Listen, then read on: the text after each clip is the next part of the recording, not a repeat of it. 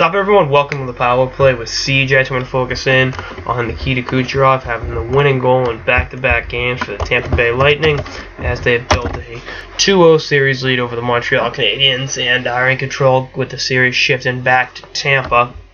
You know, you're looking at a guy who was a second-round pick by the Lightning in 2011. And, has really emerged as just a phenomenal all-around hockey player. I mean, he was tied for the league lead in plus-minus this year, which, is, you can marginalize that stat all you want, but it's there.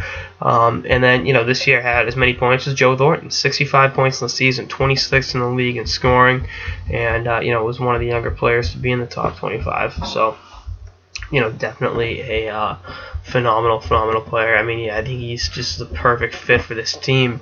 They have a really high-powered offense. He's able to produce offensively and at the same time, be a valuable contributor on the defensive side of the puck. I mean, guys like him, Palat, Tyler Johnson, they're just such and Alex Killorn in a large degree, they're such great complementary pieces around Stamkos. I mean, Stamkos may get a lot of the ink, and rightfully so, but it's important to have everyone on the team buying in, and that seems to be the situation here in Tampa. Where the bit players contribute, and you saw in the series against the Red Wings. I mean, Stamkos didn't score at all. It was the other guys that stepped up and allowed the Bolts to win the series. And now that Stamkos has scored against the Habs, he's looking pretty damn good. So definitely a real good thing to have for Coach Cooper. One thing I like to focus in on is what's next. All right, he's been great in the playoffs. Second year, he's a restricted free agent for next year. If I'm Steve Yzerman, I try to re-sign him this summer because there's a good chance he could put up 75 to 85 points next year, and you want to get him locked up. I mean, I'm not even going to speculate the financial parts of it, but you were able to, get Palat and Tyler Johnson signed to pretty decent contracts.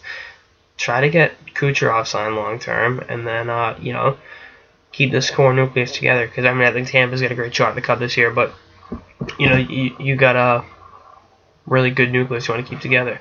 And I try to re-sign Stamkos this summer, obviously too. I mean, his contract's up after next season, but it's kind of a juggling act. Maybe because there's no state income taxes in Florida, Stamkos is willing to take a little bit less to keep guys like Kucherov. And I think he's a smart enough player where it's like, you know what, I want to win. Let's make sure this guy is taken care of. I'm not saying take a whole lot less, but if you look at what you'd get in Tampa versus what you get in like LA or New York with the taxes in California and New York State being so high, versus not being the state income taxes not existing in Florida, it's like, you know what, maybe I can afford to take a little bit less.